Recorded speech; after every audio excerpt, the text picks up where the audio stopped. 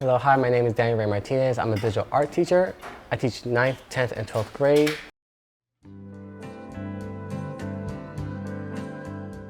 For 9th grade, I teach in the fall semester digital and traditional art. In the spring, we teach cinema and photography. 10th grade, we work on character design, comic book making. 12th grade, we work about our portfolios and other Adobe suites like Illustrator, InDesign, etc. What made me first fall in love with art is actually, it's a little funny, but Pokemon. As a kid, I would watch a show and ask my dad to draw the Pokemon for me.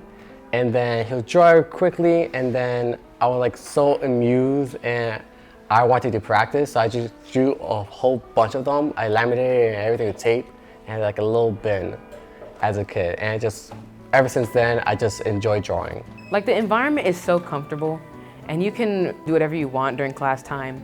It doesn't feel like you're pressured to do so much, even when we have big projects to do. Like right now, our project is just do whatever you want. Like, some people are crocheting, some people are doing painting, some people are doing digital art. So it's really comfortable.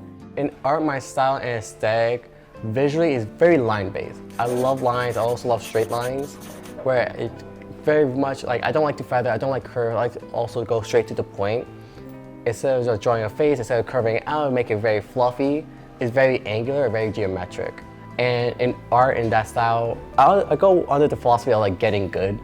It's also like a video game thing. I learn what doesn't work, I refine it, and I make it streamlined and make it just easier for me. And then afterwards, I could grow and expand in those other ways.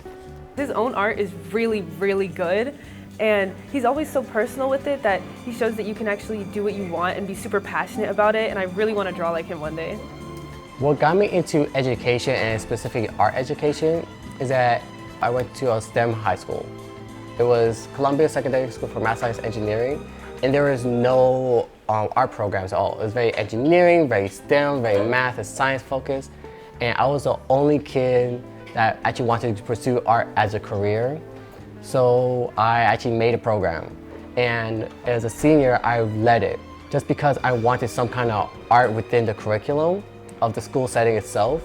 And then I had my freshmen, basically my mentees, and I taught them, and I actually really enjoyed having those conversations with other people about art and how to improve, and what they learned is what I also learned. We connect with him a lot more, and we have kind of the same humor. So it's I don't know. I feel like I'm with my friend rather than a teacher. It was very new and really refreshing because he's super laid back and also funny. He likes to be personal with his lessons and the students, and it was a big change from 11th grade.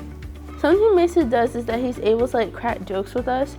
Not only that, he has this childlike essence to him in a sense where it's just like I said before, really easy to connect with him. He's a good guy. He doesn't start problems, start drama. He's fun, he's simple. So me finding DT is actually a really funny story. In my 5th year as a teacher, get a mentor teacher, and it was connected through NYU. DT was looking for an additional art teacher. They reached out to NYU. NYU reached out to me, and then I was told my mentor teacher for a recommendation. And then when he saw me give his name, they were like, oh, that's my friend. And then from there, I got a good recommendation to say the least. And then I was able to get an interview with DT.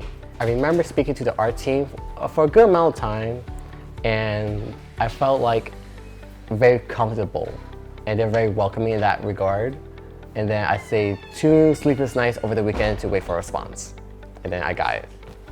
My first impression was that he would be a perfect fit for the DT community.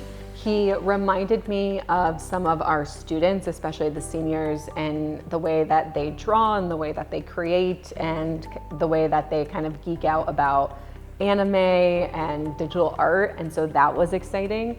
Great teacher to work with. He's really open to feedback. For example, that we focused on was figuring out how do you use the amount of class time, 45 minutes, do all the things you want to do and not run out of time. He's really worked on making sure that he's really intentional and that he makes things student-centered. And so he's come a really long way. Teaching at DT and having the whole art team, it changed my thinking, because initially I will teach art based on how I would want to learn and how I learned it.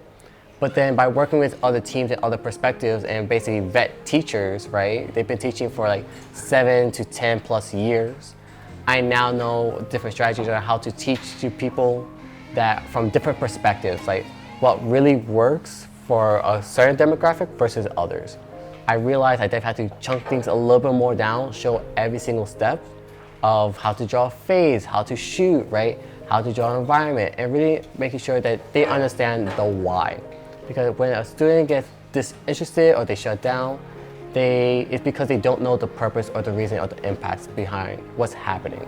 So if I explain the benefits, the pros and cons, and the strategies and how useful these steps are, they'll become more approachable.